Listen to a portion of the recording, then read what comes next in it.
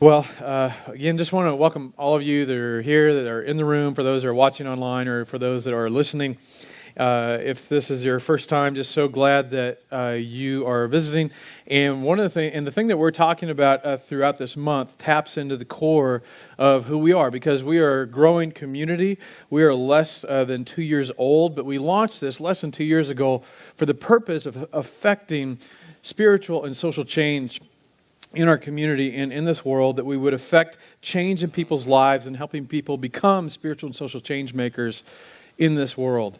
And part of being able to actually do that involves answering the question that we're dealing with in this series. And as well, we're a partner church with North Point Community Church out of Atlanta, Georgia. We're part of 84 churches across the nation with kind of this shared vision of creating churches that the unchurched love to attend, because we recognize that we live in a post-Christian culture. While there is a percentage in our country that has like no Christianity in their background, the majority actually have some church or Christianity in their background, but for one reason or another they walked away or they stayed away. But we believe it's because of reasons that are most likely unnecessary. And we're working to resist things that the church have been resisting for a long time, and embrace at its core a very simple mission, and that's to help people become followers of Jesus. Because we believe that there is more to this life than this life, and that following Jesus will make you better and make your life better. And who doesn't want that? So this series is exactly that. It's designed to help you with that. And so I'm going to begin this morning the way we began last week with a question. And the question is, what do you want? What do you really want? And see, it's a tricky question, because whatever comes to mind is actually connected to something deeper. And some things that we talked about last week, one thing that you and I really want is you want your way. And I want my way. And we want to do what we want to do. And I want what I want, not later. I want it now. I want it right now. Faster. And when asked, what do you really want? You and I come up with something or some relationship. But the problem is, or some position or accomplishment, but underneath those exterior things, what drives a lot of our want decisions is that we want our way, we want to do what we want to do, and we want what we want it right now. And as we said last week, the problem is if we always get our way, we will eventually lose our way. In fact, if we always get our way, we will oftentimes get in our way. We also said if we always do what we want to do, we will eventually end up where we don't want to be. And I gave you some great parenting or babysitting advice last week, that if you've got a child or you're babysitting a child and then you tell them to do something, and you ask, well, do I have to? You go, well, no, you don't have to, but that's what prison is for. Because if you become an adult that chooses to do something that you're not supposed to do, or continues to not do things you should do, we eventually put them in prison. And all of us have the capability, we all have the capacity to do what we want to do, and when we want to do it, and we've all experienced the consequences of making that decision. We ultimately end up in a position that we don't want to be in. We end up damaging a relationship. We end up in a broken relationship, or in financial debt, or in a forever lost opportunity, because we had our way in the moment. But down the road, it cost us something much greater. So the third thing when we said is that if we get whatever we want now, we may not get what we really want later. And again, all of us have undermined our own futures, our own hopes, our own dreams, because we got what we wanted when we wanted it in the moment. And now we wish we could go back and not get what we wanted, because it kept us from getting what we wanted ultimately, where we wanted to ultimately be, and maybe the person that we ultimately wanted to be with. And then we dove in. We said there's a very little to culture and media that will feed it, that will focus us in the right direction. There are very few relationships that will focus your attention on what we want most, and what do we value, what we consider important.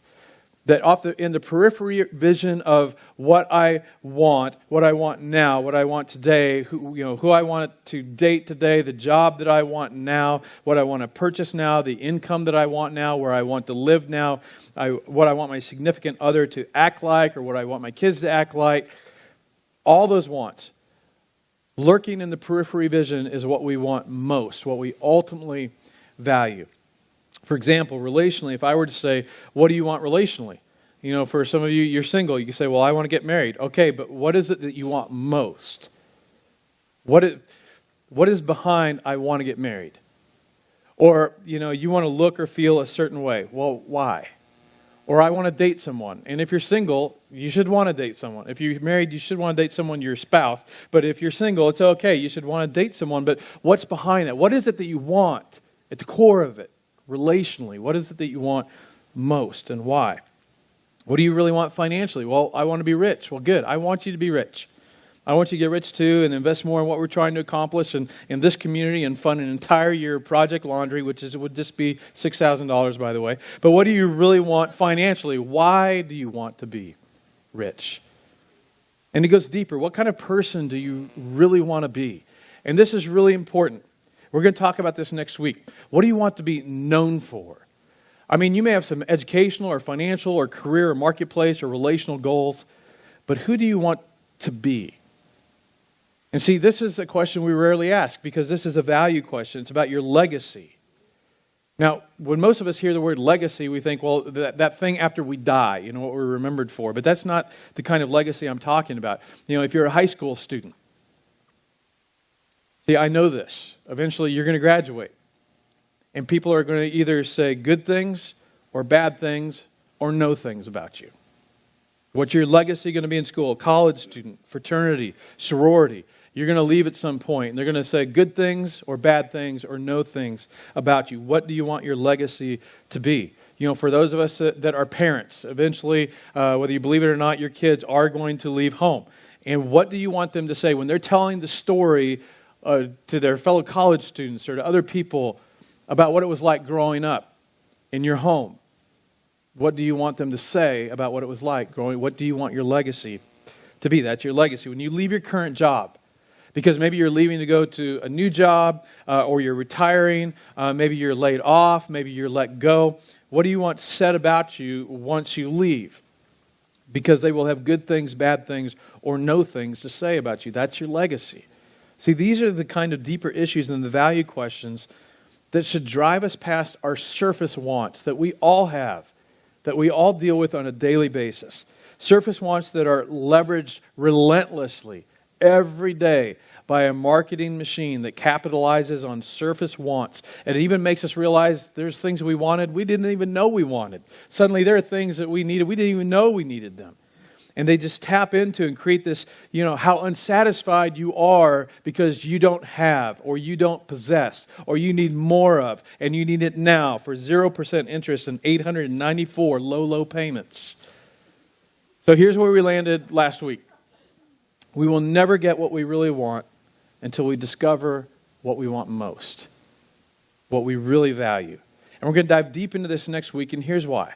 Because unless somebody fastens your attention onto what you really value in our fast-paced, especially Western, have whatever it is that you want now culture, you will probably not slow down to actually discover what it is. No preacher, no teacher, no book, no one. No one can answer that question for you, but you will never get what you really want unless you discover for yourself what you want most and what you actually value. Now, the amazing thing is you don't have to be a religious person or a Christian. Maybe you're just here because somebody invited you or promised you lunch or they're making you watch or listen to this. But regardless of what you think about God or Christianity, this is true for you. But for those of us that are Jesus followers, we take this a step further because we believe that there's a God who's invited us to call Him Heavenly Father. Not the imperfect, broken, earthly Father, the perfection of Father. And He's invited us to call Him Heavenly Father. And He has invited us to follow His Son that He sent for us. But for those of us that are Jesus followers, we believe that Jesus consistently pointed us to look past what we want now to what we want most. To look beyond what's right in front of me and look to the thing that is of greater value. So as Christians, we believe we will never get what we really want until we discover what is really most valuable. And we believe Jesus points a way. But again, even if you're not ready to believe in Jesus, you need to figure out what's most valuable to you. Now, this should be easy. And yet it's not so easy. The problem is choosing what is valuable is unnatural. It's not natural. And the reason why it's difficult isn't simply because you lack discipline or because you lack information. This is not just simply solved by more information or more discipline. There's something much deeper. There's this internal conflict that all of us have experienced. It's that internal conflict between what's natural and what we really value. And most people are never able to break through the natural. But to those that do, it's life-changing. And that's what I want for you. And I think you want it for you. But it is not an easy battle to fight. It's not an easy battle to win. And the person that may describe this best is actually one of the New Testament authors. In fact, I spoke about this exact passage at a funeral yesterday for a 23-year-old. Yesterday, it was a rough day. The Apostle Paul, he was a Pharisee. He was a good Jewish law-keeping man. He hated Christians. He tried to put the church out of business in the first century, and then he became a Jesus follower. And he wrote a whole bunch of letters. And in one of the letters most of the letters he wrote were to churches that he had actually planted around the Mediterranean rim. But he actually wrote a letter to a church that he had actually never been to or visited. And it was a church in Rome. And it's fascinating that the late 40s AD, there were actually hundreds and hundreds of Christians thousands of miles away from Jerusalem in the city of Rome. And the Apostle Paul writes a letter to these Christians in Rome, and in part of this letter, he describes this conflict that we all experience and we all wrestle with. And he puts it in terms we can understand. In fact, the first part of this first verse, for some of you, you're like me. This could be, some of you have heard the term a life verse. That's actually like, doesn't come out of the Bible. It's somewhere, some Christians somewhere along the way made up, like they adopt like a verse from the Bible and say, this is my life verse. This is pretty much my life verse. I want to get it on a coffee mug, maybe a plaque in my house. If you don't have a life verse, you're going to like this. To make it yours. Here's what Paul says. Here's the verse. I do not understand what I do. That's me. Like, that's my verse. Like, and see, you just need to put that on a coffee mug or your social media profile description. I do not know why I do what I do. I don't understand why I do what I do.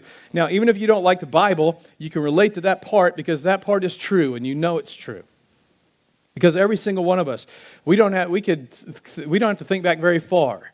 And we could think of something that we said or something we did. We could stand up here and tell our story of something we said or we did. And after we said it or did it, we then went and looked in the mirror at ourselves and said to ourselves, you're an idiot.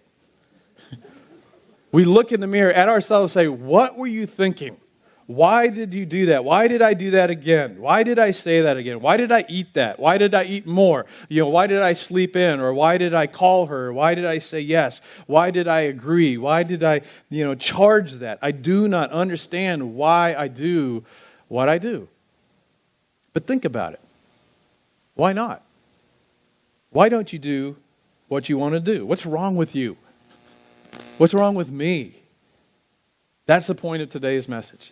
That there's this conflict, there's this internal conflict between you, between what you value and your human nature. And this is a big deal. This is not just get more information and get more discipline and I'll be fine. It's deeper than that. The Apostle Paul says, I do not understand what I do for what I want to do. There's our word, want. What I really want to do, I do not do. Like, Paul, dude, it's really simple. Just do you know what you want to do? Yes. Well, then just do it. For what I want to do, I do not do, but what I hate, I do. And to me, this is one of the reasons it took me a while to come to love Paul. For most of my faith walk, Paul struck me as kind of grumpy and a whole lot of things, but he's not. He's actually so transparent. This is one of these moments. And what he's saying is, I know what I want most. I know what I value. But far too often, I settle for something less than, and then he uses a strong word, and I hate it. I hate it. Some of you, if you were completely transparent, you'd say, I kind of hate myself. And I kind of hate myself because what myself has done, maybe repeatedly. And you did it, and you were there with yourself the whole time. And you did it anyways. And you'd like to blame your mom or your dad. You'd like to blame your boss or blame the world. And we want to blame But deep down we knew. I knew what I was doing, and I did it anyways. And we know. And we can end up kind of hating ourselves. Paul says, you know what, I understand. I understand because if I continue to do what I don't want to do, after a while I hate what I do. And hating what I do is only about a half inch away from looking in the mirror and hating what I see in the mirror and hating myself. And that might be you right now. So you understand this is a big deal. This is a wrestling match. This is an everyday, maybe for some of you, every hour struggle that we face. He goes on. And if I do what I do not want to do, I agree that the law is good. Now, what's he talking about? Now, the Apostle Paul was a Jewish man. He was a Pharisee. He was the son of a Pharisee. He was a very good Pharisee. In fact, he would have said, that I am actually the best. I can out-Pharisee every Pharisee. I am like the best law keeper of all of them, this very complicated Jewish law. Paul would say, I was one of the best. This was before he was a Christian. But then he becomes a follower of Jesus. And he's telling us, as hard as I try to be good, as much as I was committed to the law of God, I just couldn't pull it off. I was committed.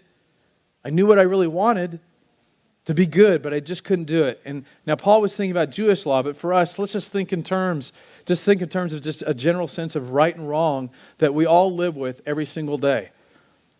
Now, here's something that's very interesting. Now, you might say, you know what, I'm not totally committed. I'm not so sure that I'm totally committed to always doing, what's right. But I want the people around me to be committed to doing what's right, especially if it's going to affect me. You know right from wrong. And you're committed to doing right. You want to be a good person. You want to have a better relationship, a better marriage. You want to save more money. You want to take better care of your body. You want to be a good person on the inside. You want to be rich and deep in your character. You want to leave a great legacy wherever you go. So you know what you want, but you feel like I just can't do it. I can't do it consistently. For he explains, I have the desire. It's in me to want. I have the desire to do what's good, but I cannot carry it out, for I do not do the good I want to do. But the evil I do not want to do, this I keep on doing. Now, this should make you feel better, because this guy wrote half of the New Testament, and it might be hard to relate to Jesus because he was the Son of God, but you're like, this is a guy I can relate to. What's his point? His point is our point. That we all basically share the same natural wants. But what we want naturally now is often in conflict with what we ultimately want most. And again, we've all gotten what we naturally wanted, and at the end, and we end up with the very thing that ending up with the thing that we ultimately wanted. Because when it comes to our nature knows nothing of fairness or compassion. I mean, you want to know what your human nature is really like, just look at nature. Now, for some of you are like in outdoors. I love the outdoors. You say nature is beautiful. Listen, nature is only beautiful from a distance or in controlled environments. Okay? Because you put yourself in the middle of or super close to much of nature, it will kill you. All right? It's dangerous. It's harmful. There's no forgiveness in nature. There's no compassion in nature. There's no grace in nature. There's no generosity in nature. So just go with your human nature, our natural inclinations, and here's what it looks like. It looks like cheating, lying, racism, adultery, me first, and revenge. I mean, you just embrace nature. What a natural inclination. This is what it looks like after a while. And in this controlled environment, where maybe in this moment our natural wants aren't being assailed by everything, whatever circumstance or outside situation or whatever, we look at these things.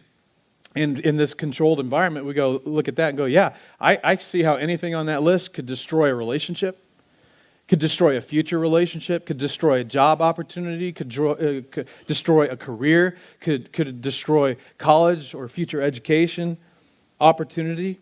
In this context, but in the moment where it's late on a Friday night at the pump house, or you're at school, or you're at your job, or it's late at night and you're alone and you're tired and you just want to escape. in that moment where you want what you want and you want it now, suddenly this becomes a fog. See, and Christians believe, because the New Testament teaches and Jesus talks about and the Apostle Paul elaborates on, our nature is broken. There's something wrong with us. There's something wrong with you and wrong with me. This isn't just needing more information and more discipline. There's something fundamentally broken. And the proof is found in just asking yourself this question. Do you ever do what you don't want to do? And you don't know why you do what you do. Where you look and there's a moment and you do something, and then either right after or an hour after or the next day, you're looking in the mirror like, what was I thinking? Why did I do that? Why did I say that? I don't know why. The Apostle Paul says in another letter, when you follow the desires of your sinful nature, the results are very clear. In other words, you already know. You know what you're tempted to do. You and I know what we're tempted to do. But he gives us a list anyways. Sexual immorality, impurity, lustful pleasures, our sexual wants, our intents. And we know that those desires can turn us in a direction. And when they turn us in a direction, it takes us down to a path. And that path takes us to a destination. Idolatry, sorcery. Idolatry is basically just putting things before people. And all of us are guilty at one time or another of putting things before people. Sorcery, you know what that is? Wingardium Leviosa. Leviosa. No, sorcery is just doing what you need to do to control people. That's ultimately what sorcery is. Hostility, quarreling, jealousy, the comparison trap, celebrating when other people have a setback. I mean, that's like the ugliest thing. You know, you get news about somebody, maybe somebody you like, and maybe it's a little bit bad news. You've got that friend, and they're like always in shape, and they Instagram the snot out of it. They always look so good. And then a couple months goes by, you run into each other, and they put on a few pounds, and you're happy. So it's like, man, that's awesome. What is that? You know, or they have a little financial setback, and now they're kind of struggling. You're kind of, and you know, they're struggling like you're struggling. Like, awesome. You know, or their kid doesn't get into their stretch school, or their child loses a scholarship, and without a decision, there's like no will involved. It's just like this natural reaction, and suddenly you find yourself when somebody else has like got taken down a notch. You're like, I just feel happy all of a sudden. Then you're like, oh wait, why am I happy with that? What's wrong with me? What is that? And so you can label it whatever you want. You can come up with your own definition, but in the New Testament, the writers say, and Jesus says, that's sin. That's sin in us. That's our sinful nature. It's your broken human nature. Outbursts of anger. You've got a temper. Selfish ambition, that people are pretty much a means to an end, that you have to have things your way. Dissension, division, envy, and drunkenness. All of us. It's either us or it's a family member. We're just one or two relationships away, a coworker, a friend. Someone would say, like, I don't know why I do what I do. I don't know why I do what I do, but some of the things that I'm doing, they're hurting my relationships. They're hurting me. They're hurting my career. They're hurting my family. They're hurting my finances. It's destroying my prospects for the future. But before we pile on to another person's issue and their brokenness, something or some things on this list are in us. So, we can be quick to judge others and ignore the mirror and see it in ourselves. See, we have the potential to do the very same thing. In fact, the odds are that there's probably one or more things on this list that at one point or another in our own lives kept us from getting the thing that we ultimately wanted. Because we got what we wanted in the moment. And this is a big deal. This isn't just, you hear a sermon, you get more information, and you just move on. No matter what you know or how disciplined you are, it is a daily battle, but it is a battle that you can win. There is a way to embrace valuable over natural. There is a way to get what you want most, what you were created for, what you were designed for. Now, last week, we looked at some words from James, the brother of Jesus. that he wrote. I'm going to wrap up the scripture part of the message by looking at one other thing James says, because he gives us a word picture that really helps. I believe it puts it in perspective, and it gives us some terminology that we can get a hold of and maybe use as we think about your own battles, your own struggles.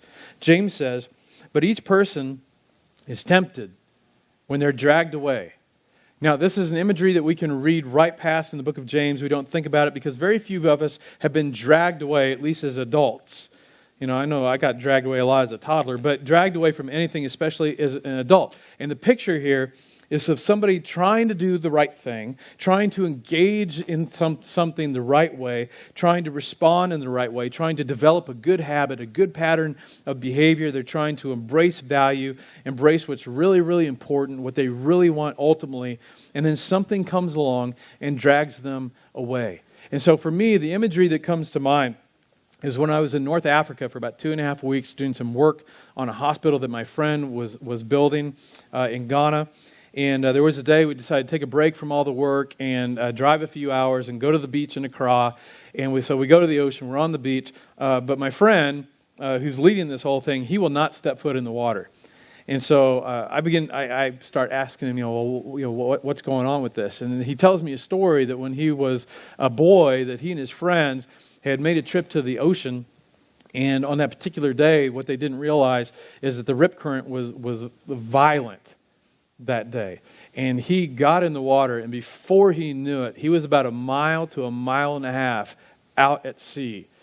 And he almost drowned when some fishermen came by and actually were able to pull him out right before he drowned. They rescued him. They ultimately get him back to shore. He makes the long trek back to his village. And of course, like a boy would that almost dies, he tells his mom what happened. And expecting her to scoop him up in her arms and comfort him. But instead, he says, she beat him and said, don't ever do that again. And so, the dude's like almost 60 years old, and he's still not getting in the water because African mamas, you got to watch out. So, or I think of when we lived in Florida, and near where Shauna and I lived, there was a family. They went to one of the parks, and in Florida, there's lots of little bodies of water and everything. And there was something, a little shallow area, and their 4-year-old was playing while they were kind of setting things up. And they heard a splash, and they looked as a crocodile came up and grabbed their child and dragged it away. And the child did not survive. That's the imagery that Paul is giving us of being dragged away. And how easily it can happen to us. When we're just taking a step, it just seems like shallow water. Taking a step in a direction, this doesn't seem like it would hurt. That's where we all live. This is the struggle that we all face. They are dragged away by their own evil desire and enticed. That is, that they knew what they wanted, but they got dragged away. They get dragged away. Then he came along and dragged me away. Then she came along and I let her drag me away. Or this opportunity came and I let this opportunity. Or things got really busy at work and there was time, opportunity for more overtime. Or this increase or this promotion, and work dragged me away. Or this old habit that I thought that I had gotten rid of, it's raised its ugly head and it's dragged me away again. He continues, then after desire has conceived, it gives birth to sin, and then sin, when it's full grown, gives birth to death. Here's his point. Sin kills stuff. Sin just automatically has built within it, it is going to cost you something. It has a built-in gotcha. Sin kills relationships. Sin kills financial stability. Sin ultimately undermines the future. Sin brings us to a place where we look in the mirror and go, what is wrong with me? I do not know why I do what I do, and I keep on doing it, and I'm starting to hate myself. And then James ends where I want to end today. And again, he's writing this in the first century Mideast, some rickety table. Maybe it's inside with a candle or outside, who knows. But here we are 2,000 years later, reading it. And it's so relevant today. He says, don't be deceived, my dear brothers and sisters. Now, why does he say that? Because he knows we're so easily deceived. He knows how easily distracted we are by what we want now. And to too easily forget what we want most, what we ultimately value. And it's like he's reaching across 2,000 years of human history and grabbing us by the collar saying, don't be deceived. Don't be deceived. Don't let yourself be dragged away from what you ultimately want. He says, students, don't be deceived. College students, don't be deceived. Singles, fraternity, sorority members, newlyweds, don't be deceived. You're away from home, singles. You can live any way you want, living in an environment where none of this gets reinforced. Don't be deceived. He says, look, don't be deceived. Men, women who are traveling, don't be deceived. Men or women who are struggling in a marriage, looking for affirmation in another man or another woman, don't be deceived. Something is starting to drag you away. He's going, don't be deceived. Don't trade ultimate for immediate. Don't trade natural or valuable for natural. This is up to you. Don't be deceived. And if you ever wondered what one of the key things that drives me to do what I do as a pastor, it's what we're talking about in this series. It's why we're doing this series. And I want to be really, really clear. I don't ever intend, and I don't want to, elevate myself up here. That, I'm up here and I've got figured out and I just come here every week and try to tell people how to live their lives. I'm right there with you every day. I fight the same battle as you. But nothing breaks my heart more. Nothing breaks my heart more than when any of us, men, women, singles, couples, students, college students, make decisions that undermine their own future. Especially since there's already enough things in life that just make life hard that we have no control over.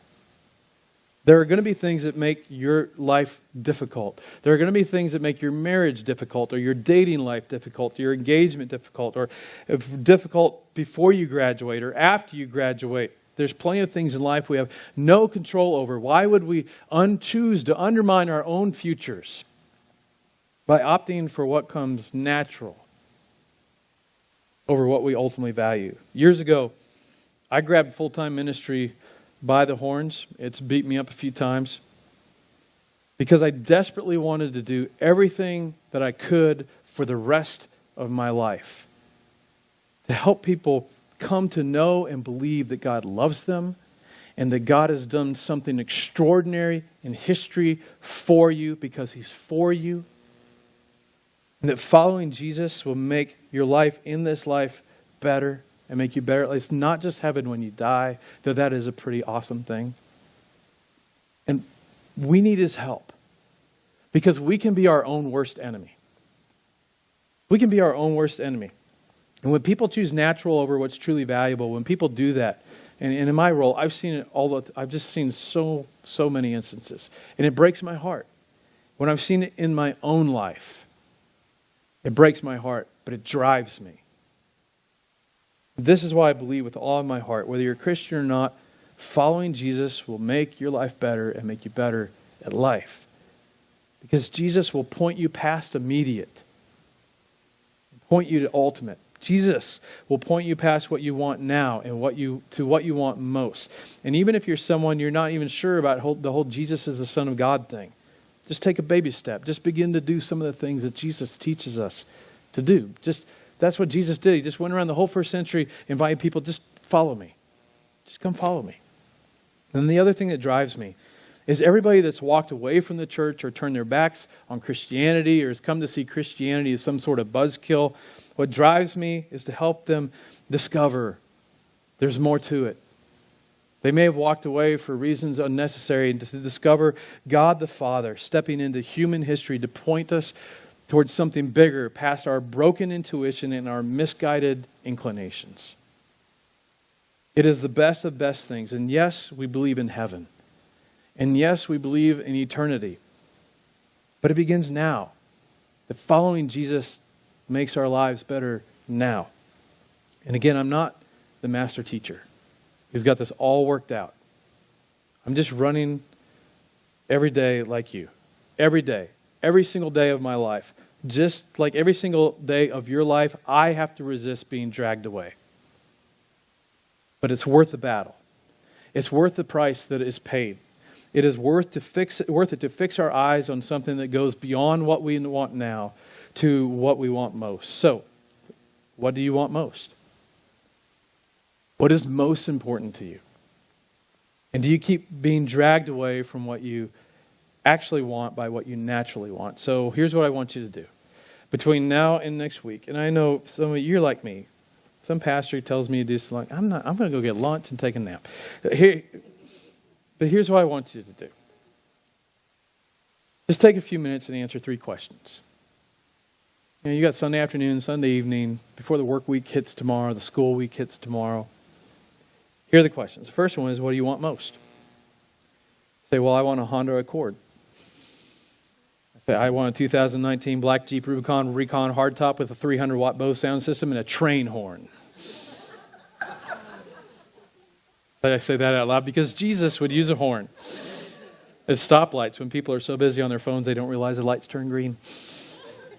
Because he wants to help. So, all right, so I want a big garage. I want a big garage to put that nice big Jeep into. Okay, that's fine. I mean, I hope you get that. I hope you get 3 of them and give me one. That'd be awesome. But why is it that you want what it is that you want? What is it that you really want? Well, if I could just get married. Well, marriage is an awesome thing to want, but what do you really want out of that? The second question is this. What keeps dragging me away? What keeps dragging you away? And I want to say something about this question. There was a pastor I worked with a long time ago, and he talked about how we kind of live, even for those of us that are Christians, we kind of live with 80% truth. Like there's about 80%, like we're just honest with people about who we are and all that. But there's that 20% that we guard. And how important it is to get into that 20% of being honest. He said, but then there's that final 2%, and the math doesn't add up. It's like there's that 2%, like that is that's the core. That's the hardest of the hard that we don't ever want to say out loud. But this is a chance for you to just be, this between you and God. What is it that keeps dragging you away? Like maybe you don't feel like you can be honest, like that final 2% honest with your parents about, or your spouse about. Just be honest with you and honest with God. What keeps dragging you away? And maybe it's not a secret. Maybe you're married to somebody. You've got a wife that keeps saying, honey, I really think you need to get rid of this or stop this or kind of remove this from our lives or whatever because it's hurting you or it's hurting us, and you've got 25 reasons why it's not hurting anybody. Or you're saying to her, you know what, I think we really should downsize. I'm laughing because I've been trying to get my wife into a tiny house. But I'm not putting my marriage stuff out here. No, I say, but maybe for some of you, it's like, we need to reduce our style of living or whatever. We need to cut back and create more margin or whatever it is. But you're coming up with all these reasons. No, we don't need to create more margin. We don't need to cut back or downsize or whatever it is. Singles, like I get this. This was me. Well, I'm just going to keep letting this drag me away until I get married. And then once I get married, I'll change. Once I get married, I won't let this drag me away anymore. It'll all be different. And the married people in the room are shaking their head and nope. No, it won't. In fact, it'll become more complicated. It's dragging you away. So, this is the third question. And it's just simply this. How long? How long? Or how much longer do I plan to let what I naturally want now drag me away from what I ultimately want most? How much longer? Another month? Another year? Another 3 years? Another 10 years? Another season of life? Another marriage? You going to wait till the kids are gone? And again, singles, this was me. Like, yeah, here's some things I'm doing in my life, and then I'll get married, this will change. How long do you plan to let what you naturally want drag you away from what you ultimately want? So please, this afternoon, tomorrow at the latest, just sit down and answer these questions for yourself, and then come back next week because we're going to pick it up right from there. Let's pray.